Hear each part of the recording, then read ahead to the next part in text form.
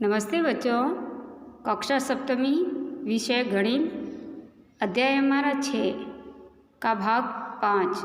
आज का हमारा प्रकरण है पाइथागोरस प्रमेय का प्रश्न 1, 2, 3 आज हम इस भाग में करेंगे। तो सबसे पहले हम पाइथागोरस प्रमेय के बारे में जानकारी करेंगे।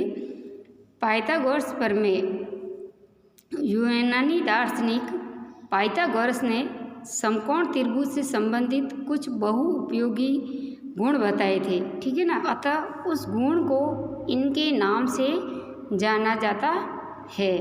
इस गुण का ज्ञान भारत के गणितज्ञ बोधायन को भी इस गुण का ज्ञान था। तो इस सूत्र को पाइथागोरस प्रमेय या बोधायन प्रमेय भी कहते हैं। इसके अंतर्गत एक समकोण त्रिभुज का निर्माण के बारे में बताया गया है कि जब एक समकोण त्रिभुज होता है तो उसमें ये गुण लागू होता है। समकोण त्रिभुज के अंतर्गत जो समकोण भाग होता है उसके सामने वाली जो भुजा होती है वो कर्ण कहलाती है। त्रिभुज की ऊंचाई उसका लंब और तीसरा भाग इसका आधार कहलाता है। उसके निमित्त हमारा सूत्र है कर्ण का वर्ग बराबर आधार का वर्ग प्लस लंब का वर्ग। इस सूत्र के अनुसार ये पाइथागोरस नियम लागू होता है। आइए इस नियम के आधार पर हम कुछ प्रश्नों को हल करते हैं।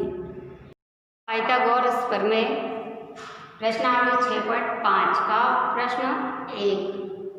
पहला प्रश्न है कि PQR एक त्रिभुज है जिसका P एक समकोण है। यदि PQ 10 सेंटीमीटर तथा PR 24 सेंटीमीटर है तो QR ज्ञात कीजिए। अब हमको QR ज्ञात करना है। तो सबसे पहले हम क्या करेंगे, PQR एक त्रिभुज बनाएंगे। तो सबसे पहले हमको एक समकोण त्रिभुज बनाना है। क्या बनाना है? समकोण त्रिभुज। ये बना दिया मैंने एक समकोण त्रिभुज। ये इसका समकोण भाग है।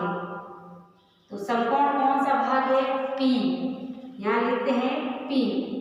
ये Q और ये R, ठीक है। ये हो गया PQR। अब क्या कह रहा है कि यदि PQ 10 सेंटीमीटर है, ये PQ ये 10 सेंटीमीटर है, PR 24 सेंटीमीटर है, PR इस 24 सेंटीमीटर है, QR हमको ज्ञात करना है। तो जब समकोण त्रिभुज की बात आती है और पाइथागोरस प्रमेय की बात होती है तो पाइथागोरस प्रमेय के अंदर सबसे पहले समकोण त्रिभुज होना जरूरी है, तब ये पाइथागोरस प्रमेय लागू होगी। दूसरी बात ये कि जब समकोण त्रिभुज होता है तो समकोण त्रिभुज के सामने वाली भुजा हमेशा कर्ण कहलाती है। क्या कहलाती है? कर्ण। समकोण के सामने वाली भुजा हमेशा कर्ण कहलाती है और ये जो है ये कहलाता है हमारा आधार। ये भुजा कहलाती है आधार और इस त्रिभुज की ऊंचाई कहलाती है लंब। क्या कहलाती है? लंब। ये तीनों भाग है। अब हमको कर्ण ज्ञात करना है। तो सबसे पहले पाइथागोरस प्रमेय। तो पाइथागोरस जो प्रमेय है उसका सूत्र क्या है? उसका सूत्र है हमारा कि कर्ण जो है कर्ण का वर्ग बराबर लंब का वर्ग प्लस आधार का वर्ग। यानी कर्ण का वर्ग इन दोनों वर्गों के योग के बराबर होना चाहिए, तभी ये नियम लागू होगा। तो सबसे पहले हम कर्ण हमको ज्ञात करना है। लंब हमारा क्या है? 24 का वर्ग प्लस आधार क्या है हमारा? 10 का वर्ग 24 का वर्ग। यानी हमको 24 को 24 से क्या करना है? गुणा करना है। 24 को 24 से गुणा करेंगे तो देखो 4 का पहाड़ा 4 बार बोलेंगे, 4 चौके 16, हासिल का 1, 4 दूनी 8, 8 और 1 9, ठीक है। अब दूसरा 2 का पहाड़ा 4 बार बोलेंगे, 4 दूनी 8, 2 दूनी 4, ठीक है। अब इनको जोड़ करेंगे 6, 9 और 8 17, हाथ का 1, 4 और 1 5 कितने हो गए? 24 का वर्ग हो गया हमारा 576 प्लस 10 का वर्ग होगा हमारा 100। 10 का पारा 10 बार जोड़ेंगे तो आएगा 100। इन दोनों को जोड़ेंगे तो कर्ण का वर्ग क्या आ गया? 676। तो कर्ण हमारा होगा, तो देखो 24 का वर्ग क्या है? 576। 25 का वर्ग होगा 625। ये जो है ये आएगा हमारा 26 का वर्ग। तो हमारा कर्ण आ जाएगा 26। ठीक है, कर्ण का वर्ग है 676 जो है ये कर्ण बराबर हमारा आ जाएगा 26। यानी ये जो 676 है ये 26 का वर्ग है। किसका वर्ग है? 26 का वर्ग 676 है, इसलिए कर्ण होगा हमारा 26। कर्ण हमारा क्या होगा? 26। ठीक है, आपको समझ में आया?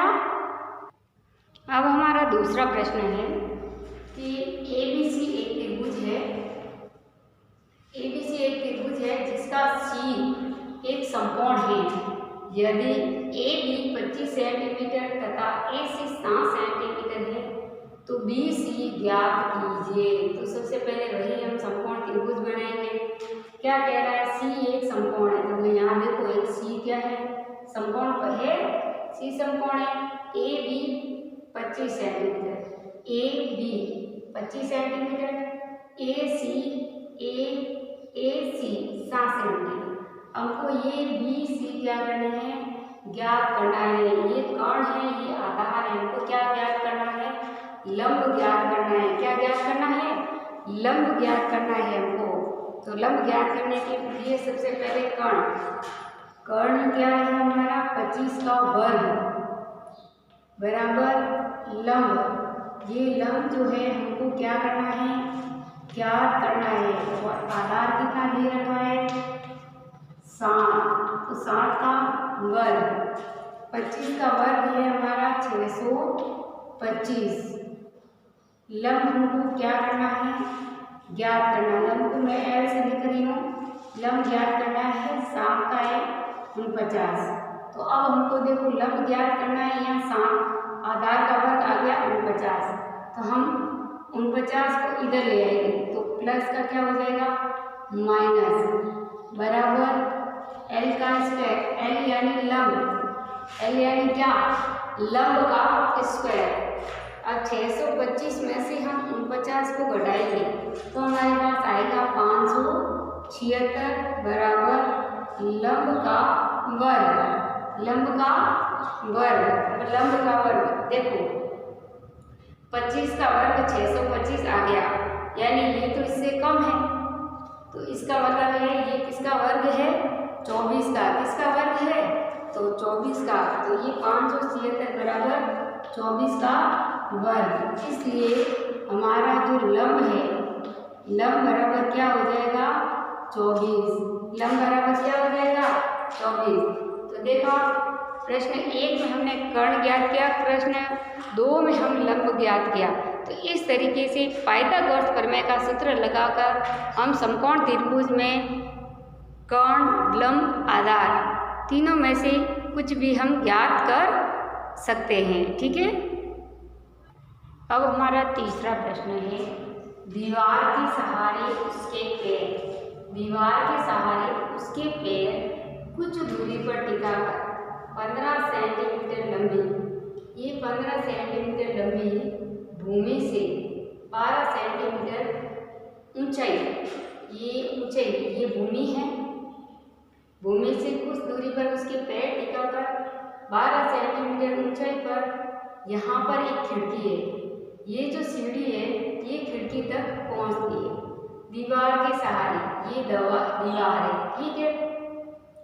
उसके सहारे उसके पैर कुछ दूरी पर टिकाकर, ये भूमि है, इस भूमि पर ये पैर टिकाकर 15 सेंटीमीटर जो लंबी है ये सीढ़ी है, ठीक है।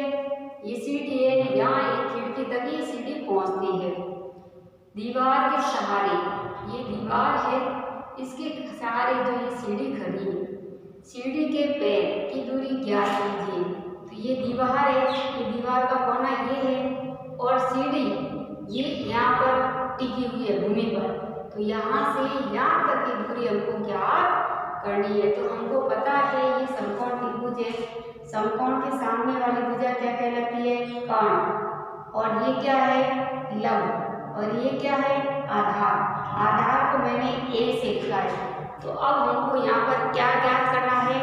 आधार ज्ञात करना है। क्या ज्ञात करना है?